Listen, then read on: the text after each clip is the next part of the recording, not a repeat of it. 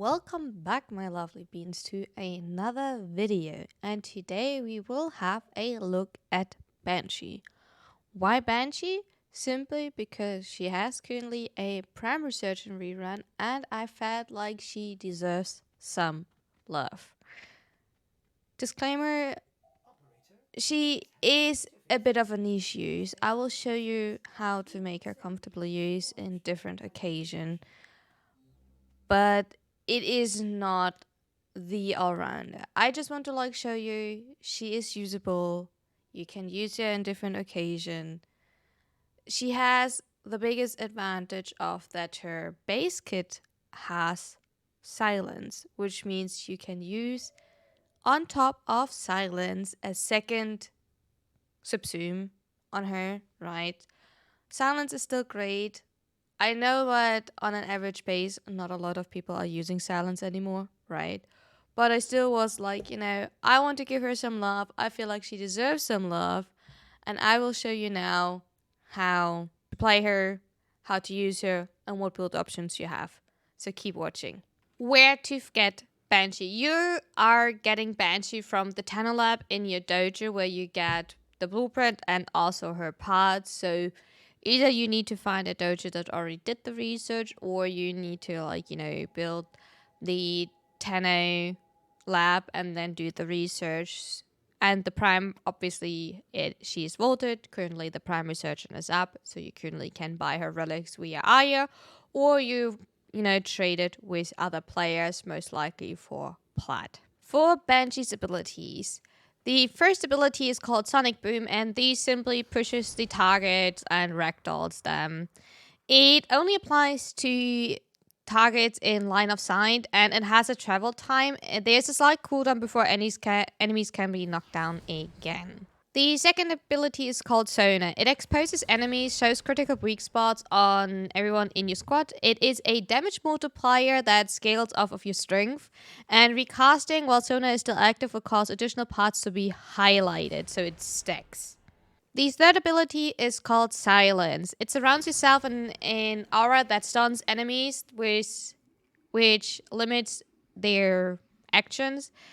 This ability doesn't change the weapon noise type, so don't think that now your weapon will be silenced. That is actually not true. It disables the enemies from using special abilities. It can't be recasted while it's active, and it is Banshee's Helmet ability.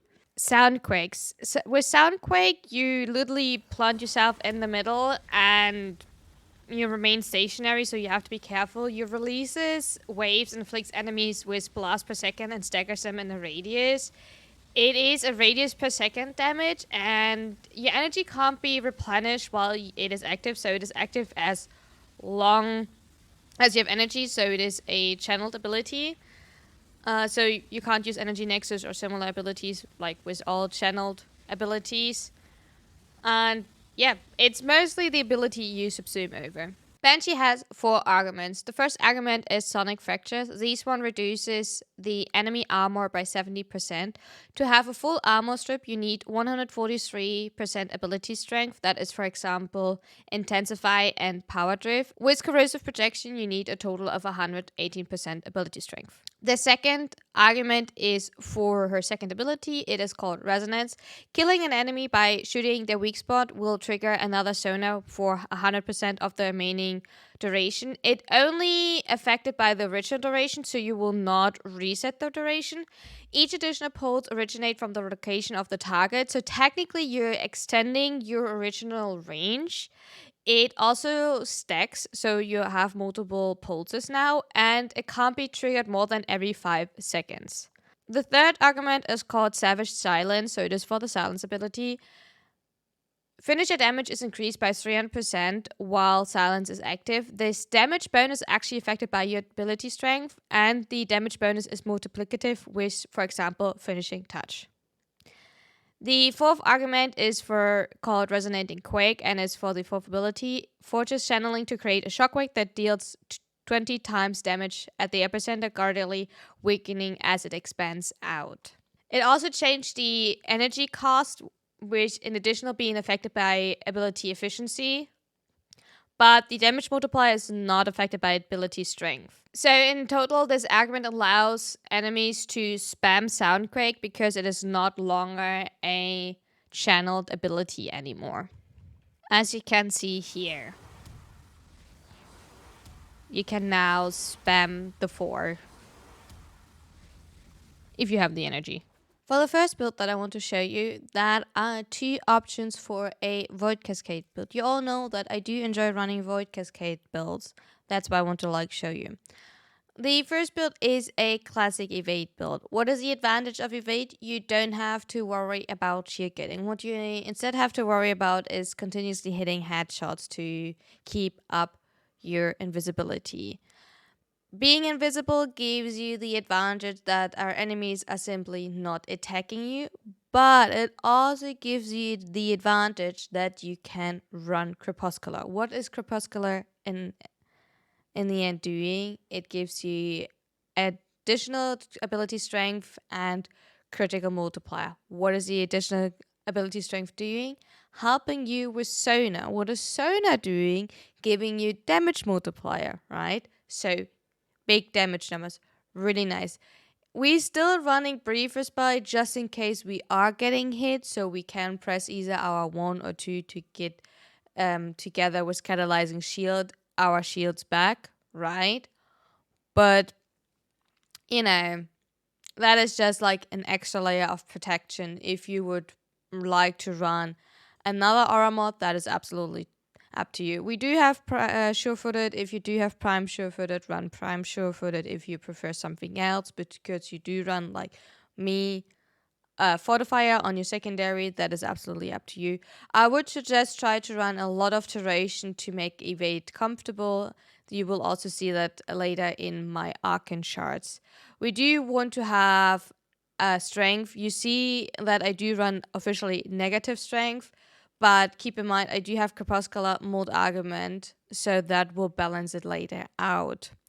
We do have narrow-minded for extra duration. We do have overextended for the extra range to balance out narrow-minded. It is still, as you can see, not too much range. I would suggest not to run too much range when you run Void Cascade, so silence is not affecting like too big of an area. Rolling Guard is always for the oopsies. Resonance is one of the arguments for Banshee, which is simply like a comfort one. Killing an enemy by shooting their weak spots will trigger another sonar for 100% of duration. Remaining duration. So if you would like to skip that because you prefer something else, for example, more casting speed, because of natural talent, for example, do run absolutely that. That is just, I wanted to test it out, give it a fair try. And that's also like a little bit of laziness, right? Equilibrium for energy economy, right? If you don't run negative efficiency, I think actually the costs are absolutely fine. So I think you don't need a flow and you're fine with equilibrium. For the whole loadout, I would suggest something like a primer, a main damage dealing weapon, and I do run Praetos. Why do I run Praetos? Because when you look for once at my Arcane shirts, I don't run Packle Velocity. Why do I not run Packle Velocity? Because I do run to casting speed, because Sonar is really slow casting, so I did want to speed that up. That's why I also mentioned natural talent. And I do run to duration to have more evade. I do feel like 2 duration is not helping a lot. I think 2 duration are bringing up from 38 to 42 seconds. So that is technically something, if you're actually absolutely fine and you especially are defending or playing solo, you would be fine with that, but be careful. And 1 Tau Forge green. It's a Tau Forge. Definitely, if you only run 1, you should run a Tau Forge, because technically you need 4 stacks, or buy 4 to have a comfortable way for level cap. But I do run 3 because I do run Diriga for the extra priming, and I hope simply that I'm fine. You will be fine with this one, especially if you run dual Toxicist, by the way, with corrosive. So don't worry about that.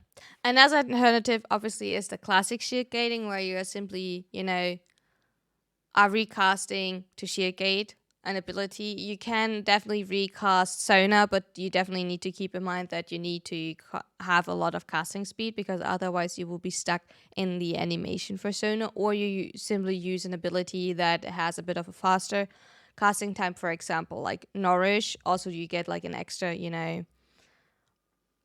priming, for example, Nourish viral, right? I did run instead of like Kraboska, obviously, because, dual toxicist, secondary damage weapon. If you want to run something else here, that is absolutely up to you.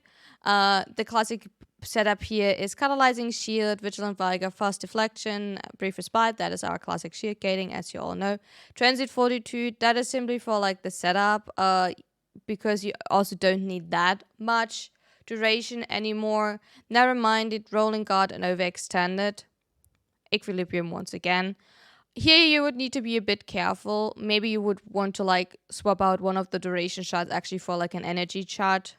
Or you run an equilibrium shard and swap out equilibrium for a flow. That is what you would need to figure out for comfort, since you do meant to like spam way more abilities to see what you feel like with this build. I would definitely suggest like to swap out the Arcane shots here if you have it, to like 2 green shots, 2 casting shots, and maybe an equilibrium shot, and or an energy shard, like a blue shard, and then vice versa, swapping out equilibrium to make sure that your build is fitting. But definitely 2 casting speed shots for Sona, so you can definitely keep up with Sona, especially because we don't run the argument on this build. For beginners, as always, we do run Dreamer's Bond. Why do we run Dreamer's Bond? Because Dreamer's Bond is one of the few aura mods, or the aura mod that we're getting as a reward. So it is the aura mod that everyone has. If you want to run something else, in my opinion, yes, you do have to invest a former for that. Run Corrosive Projection in addition with the argument Sonic Fracture, because that was only 118% strength. We're already like full armor stripped all of the enemies. Will make your life a lot easier because you don't have to worry about any type of armor on your enemies. But that is, if you have that set up. For otherwise, we will, keep Resonance and Dreamer's Bond. What do we want to have? We want to have, for like, being lazy, a bit of duration, so we don't have to recast our silence as much. Another one is we do want to have a bit of strength, so we have a bigger multiplier on Sona. Natural talent. Natural talent is the only thing that some of you might don't have. Natural talent is a mod that will help you to improve the casting speed. That will make Banshee a bit more comfortable to play. You get natural talent from interception as a relatively slow drop rate on the C rotation, or from Lecter, Jigtal, and Vem Tabuk drop. So I'm really sorry if you don't have it. I just want to give it to you as a suggestion.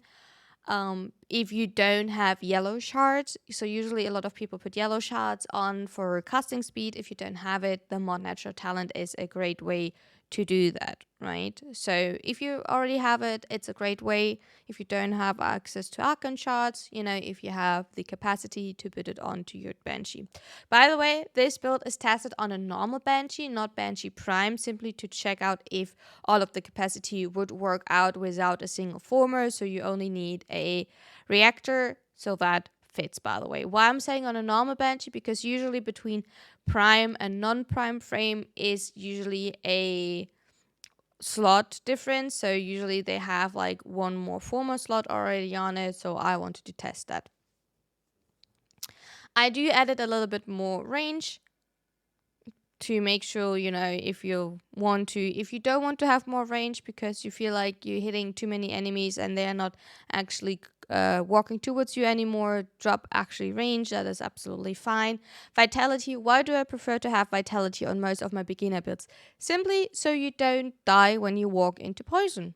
If you have tick damage onto you, you don't simply die. That's why do you prefer to have a little bit of vitality onto my beginner's builds. Equilibrium, as always, for our energy economy, makes your life a lot easier. Streamline efficiency.